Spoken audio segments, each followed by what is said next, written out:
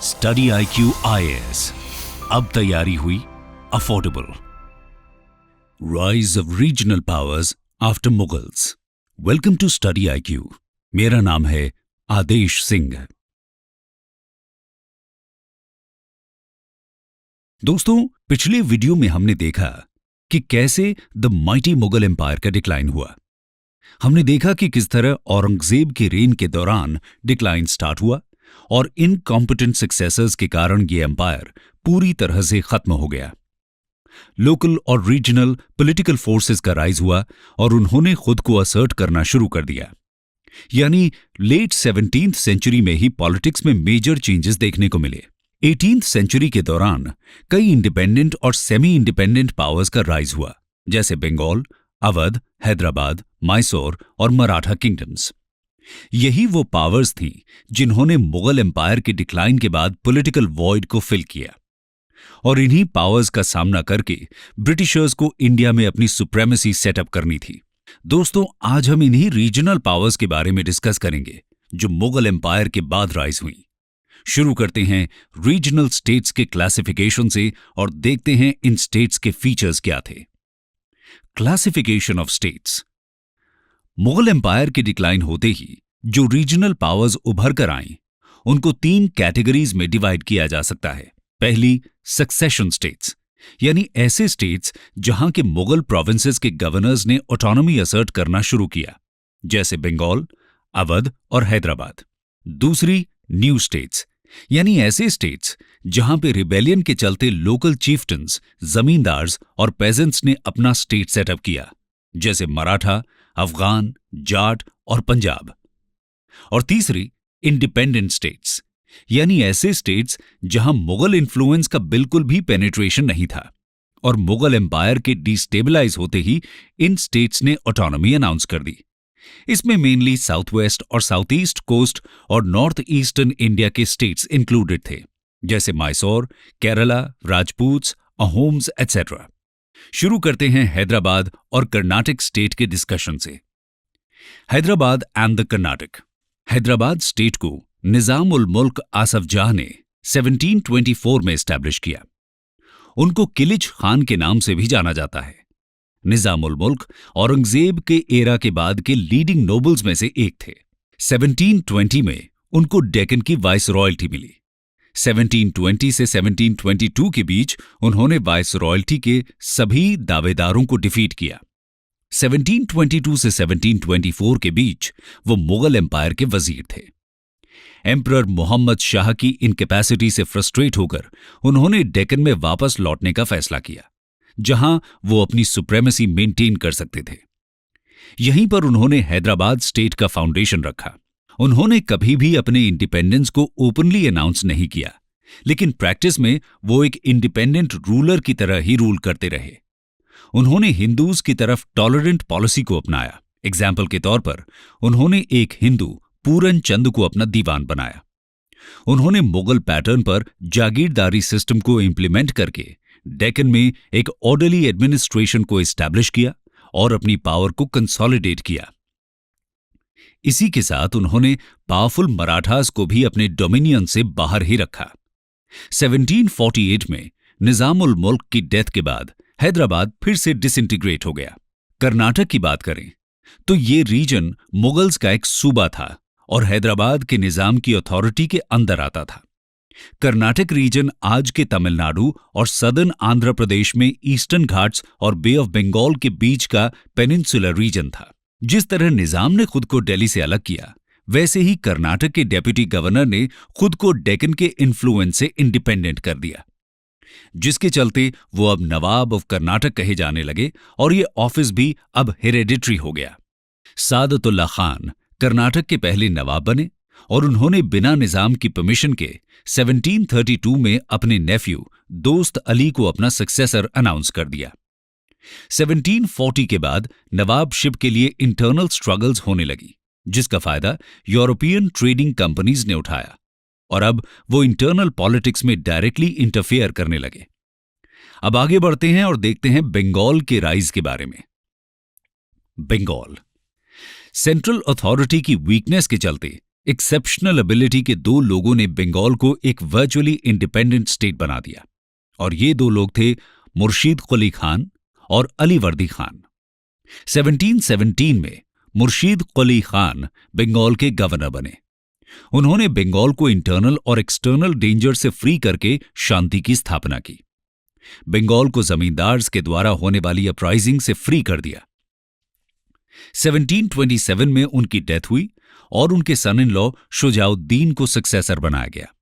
शुजाउद्दीन ने 1739 तक बंगाल पर रूल किया। 1739 में राजमहल सिटी के फौजदार अली वर्दी खान ने शुजा के सन सरफराज खान को मार दिया और खुद को बंगाल का नवाब डिक्लेयर कर दिया। इन तीनों नवाब्स ने बंगाल को पीस और ऑर्डरली एडमिनिस्ट्रेशन का एक लंबा दौर दिया और ट्रेड एंड इंडस्ट्री को प्रमोट किया। मुर्शीद कुली खान ने बंगाल में रेवेन्यू फार्मिंग के सिस्टम को इंट्रोड्यूस किया। दोस्तों, रेवेन्यू फार्मिंग एक रेवेन्यू कलेक्शन का तरीका था जिसमें स्टेट के बिहाफ पर एक रेवेन्यू ऑफिशियल पेजेंट से रेवेन्यू कलेक्ट करता था और एक फिक्स्ड अमाउंट स्टेट को देता था। खान ने लोकल जमींदार्स और मर्चेंट बैंकर्स से रेवेन्यू फार्मर्स को रिक्रूट किया। उन्होंने डिस्ट्रेस में जी रहे पुअर कल्टीवेटर्स के लिए एग्रीकल्चरल लोन्स का प्रोविजन भी रखा, जिसको टक्कावी कहा जाता था। मुर्शीद खान और उनके सक्सेसर्स ने हिंदू और मुस्लिम्स दोनों को ही एम्प्लॉयमेंट की इक्वल अपॉर्चुनिटीज दी। हाईएस्ट सिविल और मिलिट्री पोस्ट्स को बंगालीज से फिल किया गया जो मोस्टली हिंदू थे। अली वर्दी खान ने इंग्लिश और फ्रेंच को कैलकाटा और चंदरनगर की फैक्ट्रीज को फोर्टिफाई करने की परमिशन नहीं दी, लेकिन बंगाल के नवाब्स शॉर्ट साइटेड साबित हुए। उन्होंने इंग्लिश ईस्ट इंडिया कंपनी की बढ़ती टेंडेंसी को इफेक्टिवली एंड नहीं किया। उनका मानना था कि सिर्फ एक ट्रेडिंग कंपनी उनकी पावर को थ्रेटन नहीं कर सकती। बंगाल के नवाब्स ने एक स्ट्रांग आर्मी होने की नीड को अंडर एस्टिमेट किया, जिसका उन्हें भारी नुकसान उठाना पड़ा। 1756-57 में अली वर्दी के सक्सेसर सिराजुद्दौला पर जब ईस्ट इंडिया कंपनी ने वॉर डिक्लेयर किया, तब एक स्ट्रांग आर्मी की एब्सेंस के चलते ब्रिटिशर्स की विक्ट्री हुई। अब देखते हैं अवध स्टेट के बारे में। अवध की इंडिपेंडेंट प्रिंसिपैलिटी के फाउंडर थे सादत खान बुरहान उल मुल्क, जिनको 1722 में अवध का गवर्नर बनाया गया था। उनके अपॉइंटमेंट के दौरान अवध प्रोविंस में कई जमींदार्स ने रिबेलियन कर दिया था। कई सालों तक सादत खान को उनसे वॉर करना पड़ा। फाइनली लॉलेसनेस और बड़े जमींदार्स को सप्रेस करने में वो सक्सेसफुल रहे। 1723 में उन्होंने एक नया रेवेन्यू सेटलमेंट किया। उन्होंने इक्विटेबल लैंड रेवेन्यू को इंट्रोड्यूस करके पेजेंट्स की कंडीशन में सुधार किया। इसी के साथ उन्होंने पेजेंट्स को बड़े जमींदार्स के ऑपरेशन से भी प्रोटेक्शन प्रोवाइड की। बंगाल नवाब्स की तरह उन्होंने भी हिंदूज और मुस्लिम्स के बीच डिस्क्रिमिनेशन नहीं किया। ऐसा बताया जाता है कि नादिर शाह के 1739 के इन्वेजन में बड़ी मात्रा में लूट की डिमांड के चलते उन्होंने सुसाइड कर लिया। उनके नेफ्यू सफदर जंग ने फिर उनको सक्सीड किया। सफदर जंग को 1748 में मुगल एम्पायर का वजीर बनाया और उनको इलाहाबाद का प्रोविंस भी ग्रांट किया गया। 1754 में उनकी डेथ हुई। अपनी डेथ के पहले उन्होंने अवध और इलाहाबाद में पीस एस्टैब्लिश किया। उन्होंने मराठा सरदार से भी अलायंस किया, जिससे मराठा इनकर्जन से बचा जा सके। राजपूत चीफ्टन्स की लॉयल्टी भी उन्होंने हासिल की। सफदर जंग ने एक इक्विटेबल जस्टिस सिस्टम को भी एस्टैब्लिश किया। आगे बढ़ते हैं और देखते हैं मैसूर स्टेट के बारे में। मैसूर दोस्तों, साउथ इंडिया में हैदराबाद के अलावा एक और इंपॉर्टेंट पावर यानी मैसूर का राइज हैदर अली के अंडर 18th सेंचुरी में हुआ। विजयनगर एम्पायर के एंड होने के बाद से ही मैसूर स्टेट ने अपना इंडिपेंडेंस बनाए रखा। मुगल एम्पायर का वो सिर्फ एक नॉमिनल पार्ट था। 1721 में पैदा हुए हैदर अली ने अपने करियर की शुरुआत मैसूर आर्मी में एक छोटे से ऑफिसर के रूप में की। वो एक ब्रिलियंट कमांडर थे। उन्होंने वेस्टर्न मिलिट्री ट्रेनिंग की इंपॉर्टेंस को समझा और इसे अपने ट्रूप्स में लागू किया। मैसूर के रूलर नंजराज को उन्होंने 1761 में ओवरथ्रो कर दिया और अपनी अथॉरिटी स्टैब्लिश की। नंजराज वोडियार डायनेस्टी से बिलोंग करते थे। सभी रेबल्स को उन्होंने कंट्रोल में किया और जल्द ही बिदनूर, सुंडा, सेरा, कनारा और मालाबार को कैप्चर किया। उन्होंने भी रिलीजियस टॉलरेंस की पॉलिसी को अपनाया। वो लगातार मराठा सरदार्स, निजाम और ब्रिटिश के साथ वॉर में एंगेज्ड रहे। 1782 में उनकी डेथ हुई और उनके बेटे टीपू सुल्तान ने उनको सक्सीड किया। टीपू सुल्तान ने नए कैलेंडर, कॉइनेज सिस्टम और वेट्स और मेजर्स के स्केल्स को भी इंट्रोड्यूस किया। उनकी आर्मी में मस्केट्स और बेयोनेट्स का इस्तेमाल किया जाता था, जो कि यूरोपियन फैशन में बनाए जाते थे और मैसूर में ही मैन्युफैक्चर किए जाते थे। 1796 में उन्होंने एक मॉडर्न नेवी को बनाने का भी एफर्ट किया। 1799 में हुए फोर्थ एंग्लो मैसूर वॉर में उनकी डेथ हो गई। अब बढ़ते हैं केरला की तरफ। केरला 18th सेंचुरी की शुरुआत में Kerala large number of feudal chiefs और राजाज में डिवाइडेड था। किंग मार्तंड वर्मा ने ट्रावनकोर किंगडम को 1729 के बाद एस्टैब्लिश किया। उनके एम्पायर की बाउंड्रीज कन्याकुमारी से कोचिन तक एक्सटेंड करती थी। उन्होंने वेस्टर्न मॉडल पर बेस्ड एक स्ट्रांग आर्मी ऑर्गेनाइज की और मॉडर्न वेपन्स का यूज किया। उन्होंने कई इरिगेशन वर्क्स करवाए, रोड्स बनवाई और कम्युनिकेशन के लिए कनाल्स बनवाए। यहां तक कि फॉरेन ट्रेड को भी एक्टिवली इंकरेज किया। 18th सेंचुरी में मलयालम लिटरेचर का रिमार्केबल रिवाइवल देखने को मिला। यह रिवाइवल केरला के राजाज और चीफ्स के कारण हुआ, जो लिटरेचर के ग्रेट पेट्रन थे। 18th सेंचुरी के सेकेंड हाफ में त्रिवेंद्रम, जो कि ट्रावनकोर की कैपिटल थी, संस्कृत स्कॉलरशिप के एक फेमस सेंटर के रूप में उभर कर आया। मार्तंड वर्मा को राम वर्मा ने सक्सीड किया और दोनों ने मिलकर ट्रावनकोर किंगडम में लंबे समय तक पीस एंड प्रोग्रेसिव माहौल बनाए रखा। दोस्तों, अब बात करते हैं दिल्ली के आसपास के एरियाज के बारे में और देखते हैं मुगल एम्पायर के डिक्लाइन के बाद इनमें क्या डेवलपमेंट्स हुए। सबसे पहले बात करेंगे राजपूत्स की। राजपूत्स दोस्तों, मुगल एम्पायर की बढ़ती वीकनेस के चलते राजपूत स्टेट्स ने भी अपने आप को वर्चुअली फ्री करने की कोशिश की और साथ ही बाकी के एम्पायर में अपने इन्फ्लुएंस को बढ़ाने की भी कोशिश की। राजपूताना स्टेट्स अभी भी आपस में डिवाइडेड थे। लगभग सभी बड़े राजपूत स्टेट्स के बीच सिविल वॉर्स होते ही रहते थे। मुगल कोर्ट की तरह यहां भी करप्शन, धोखाधड़ी फैली हुई थी। इसी के चलते मारवाड़ के राजा अजीत सिंह को उनके ही बेटे ने 1724 में मार दिया, जो वहां के बिगड़ते हालातों का गवाह है। 18th सेंचुरी के सबसे आउटस्टैंडिंग राजपूत रूलर थे राजा सवाई जयसिंह ऑफ अम्बेर, जिन्होंने 1699 से 1743 तक रूल किया। वो एक डिस्टिंग्विश्ड स्टेट्समैन, लॉ मेकर और रिफॉर्मर थे। वो जयपुर सिटी के फाउंडर थे और उसको साइंस और आर्ट का एक ग्रेट सेंटर बनाया। जयसिंह एक ग्रेट एस्ट्रोनॉमर भी थे, जिन्होंने दिल्ली, जयपुर, उज्जैन, वाराणसी और मथुरा में एस्ट्रोनॉमिकल ऑब्जर्वेटरीज बनवाई। दिल्ली के जंतर मंतर को तो हम सब जानते ही हैं। वो एक सोशल रिफॉर्मर भी थे। अपनी बेटियों की शादी में होने वाले लैविश एक्सपेंडिचर को कम करने के लिए उन्होंने एक लॉ को पास किया, क्योंकि इस प्रैक्टिस ने फीमेल इन्फेंटिसाइड जैसी प्रैक्टिस को बढ़ावा दिया। दोस्तों, अब बात करते हैं जाट्स के बारे में।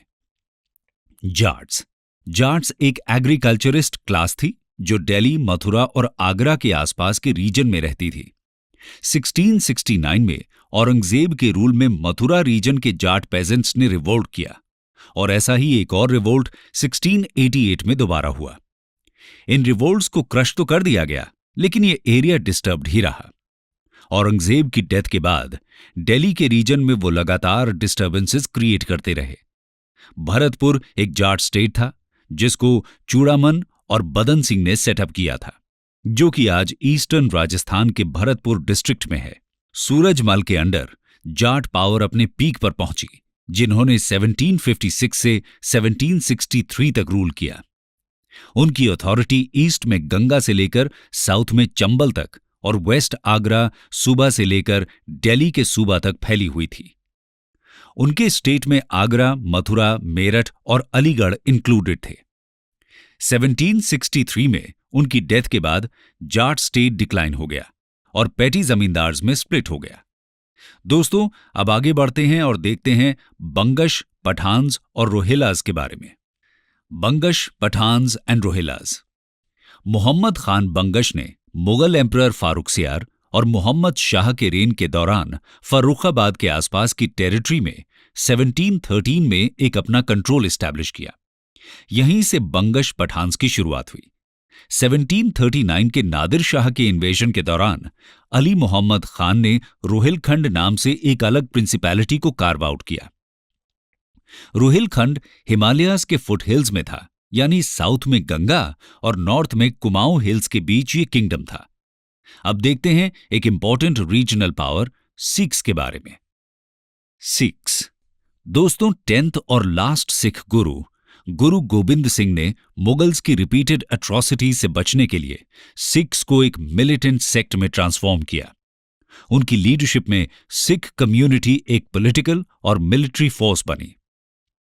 बंदा बहादुर, जिन्होंने 1708 में लीडरशिप अस्यूम की, ने 8 साल तक मुगल आर्मी के अगेंस्ट स्ट्रगल किया और पेजेंट्स और लोअर कास्ट लोगों के साथ मार्च किया।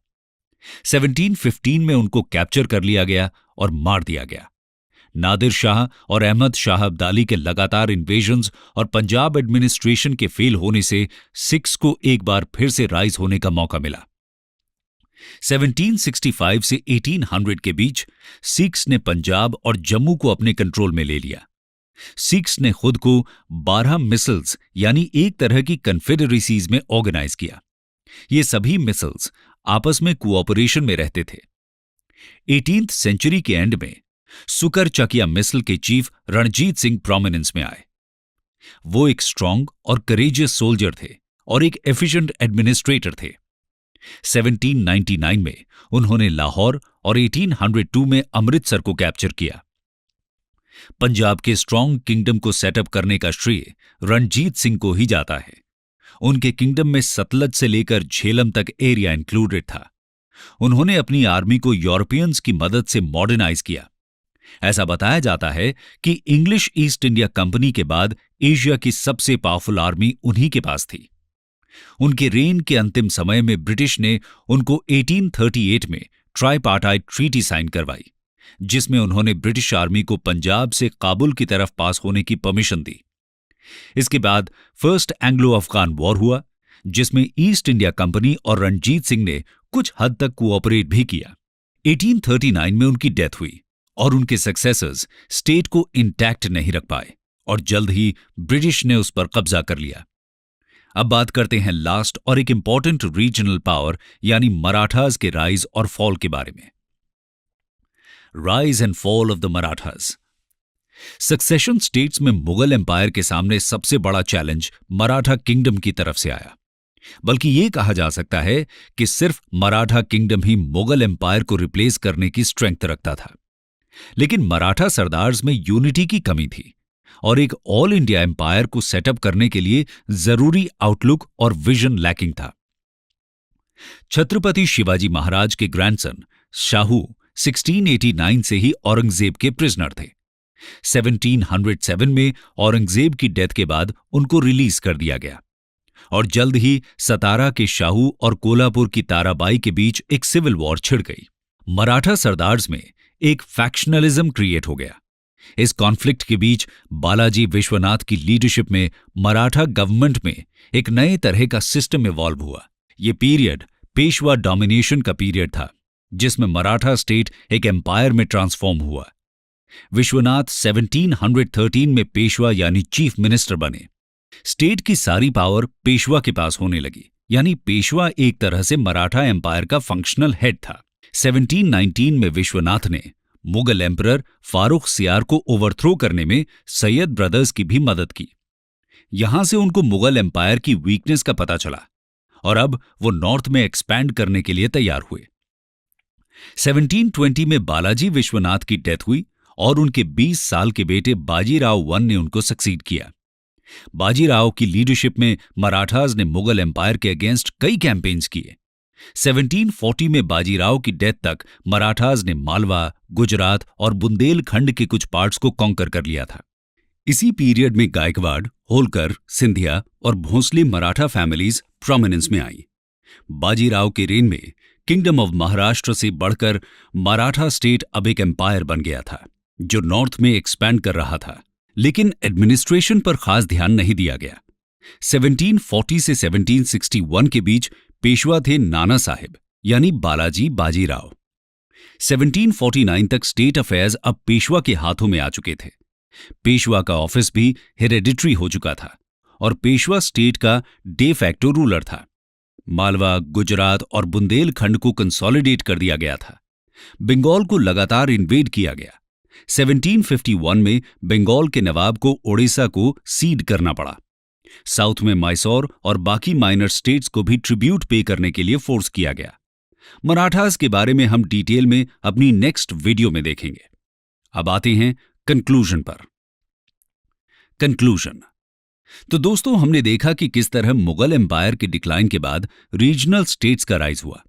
औरंगजेब के रेन के दौरान ही मुगल एम्पायर का डिक्लाइन स्टार्ट हुआ। उनकी कंट्रोवर्शियल रिलीजियस पॉलिसीज के चलते रीजनल स्टेट्स में रिबेलियन होने लगे और जब सेंट्रल एडमिनिस्ट्रेशन में वीक रूलर्स आने लगे तो ये प्रोसेस और भी फास्ट हो गया। वीक सेंट्रल एडमिनिस्ट्रेशन के चलते रीजनल पावर्स उभर कर आने लगी और उन्होंने ऑटोनॉमी डिक्लेयर कर दी। जल्द ही इंडिया में एम्पायर एस्टैब्लिश करने की स्ट्रगल स्टार्ट हुई।